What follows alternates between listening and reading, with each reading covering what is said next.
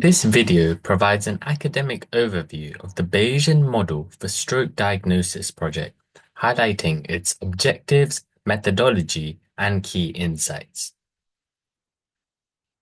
Stroke is the second leading cause of death globally with a high societal impact, yet early diagnosis remains a critical challenge in healthcare systems and environments.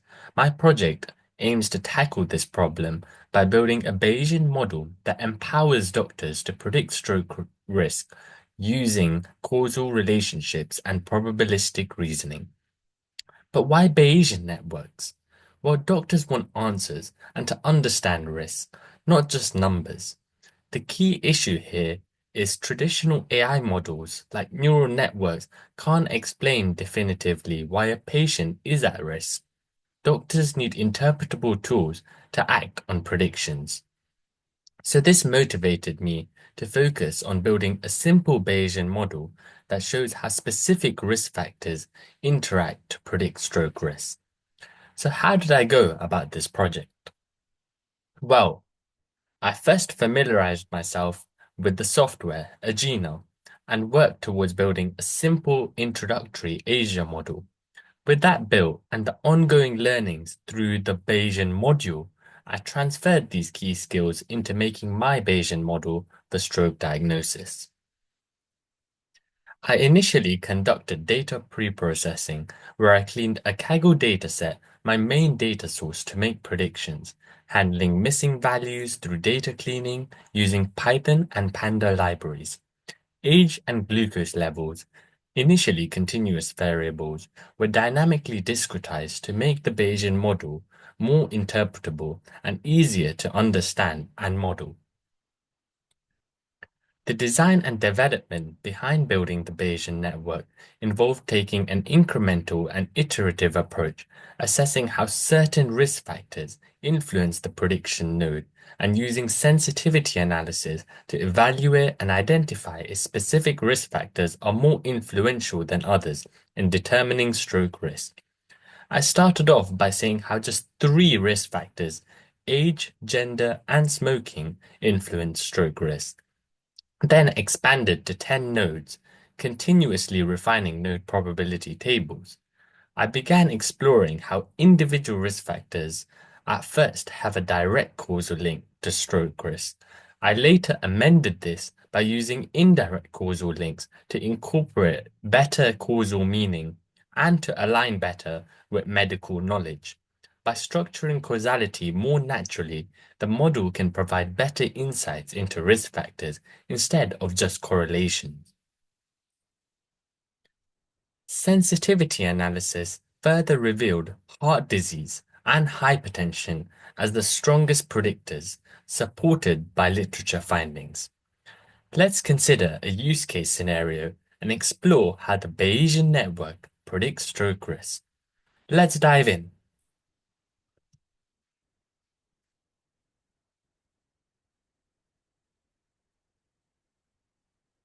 The following model learns from data and incorporates expert judgment.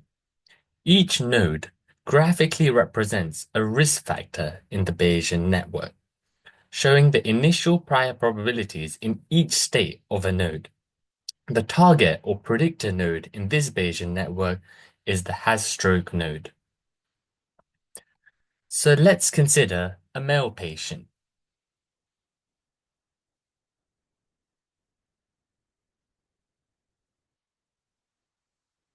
In the model, this causes a slight reduction in stroke risk, reflecting the dataset's pattern, even though medical literature generally suggests males have a higher risk, showing the influence of the training data and potential biases. Next, I set the patient's age to the 50 to 70 range.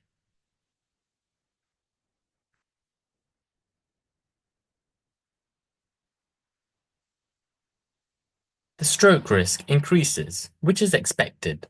This change dynamically updates related nodes, specifically BMI, hypertension, and average glucose levels, through forward causal links. Here, age indirectly impacts stroke risk by nudging these intermediate factors. I now input that the patient's BMI is obese.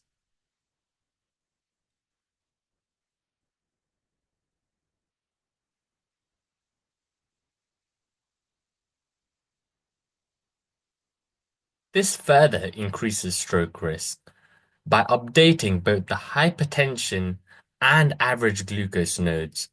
This also contributes to forward causal links. The model, in addition, does back inference. Even though marital status is still unknown, the fact that the patient is obese suggests there is a good chance he might be married, so that node's probability is adjusted accordingly. I now specify that the patient has heart disease.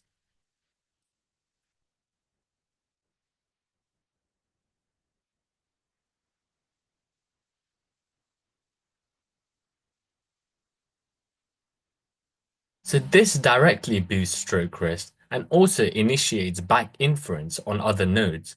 Because heart disease is now observed, the network adjusts our belief about his work type and smoking status, indicating these unknown factors could be linked to his heart condition.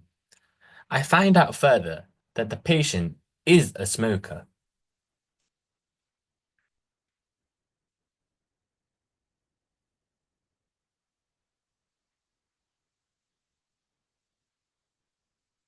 And you see that stroke risk does not change any further.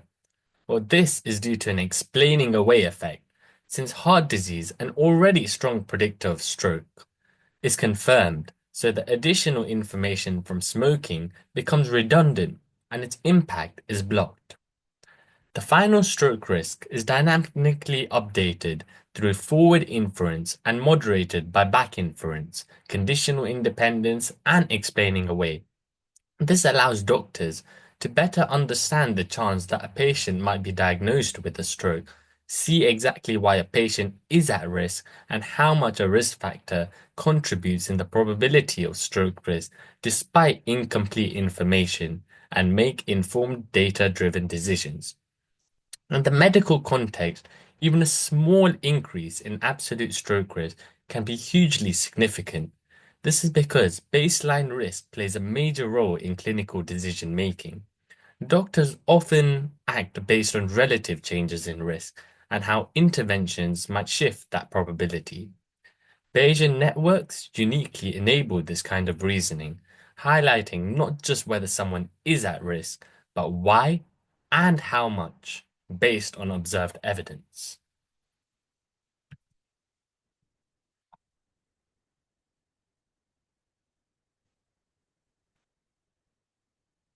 So, just to conclude, although this model is simple and has to be carefully considered before implementing it in healthcare systems, its base and foundation serve as a decision support tool that bridges the gap between data and clinical action.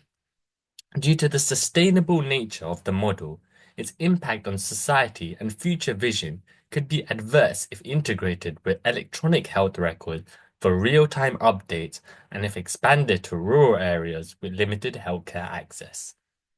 Whilst the model still has limitations such as class imbalances, where only 5% of the dataset experiences stroke, so future work is required to address this oversampling, and the model still misses some key influential lifestyle factors such as diet not present in the dataset that can also indirectly or directly impact stroke risk.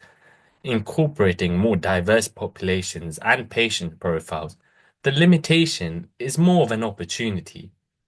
It would be even more impactful in a real-world application if the model were deployed as an interactive, easy-to-use website platform where clinicians can simply input patient data through a user-friendly form. This would help in terms of navigating the complexities of software like Agena, where doctors would not need to necessarily know the technical details of how to go about the software. This would help reduce cognitive load and ensure accessibility of all users, regardless of technical expertise. Thank you.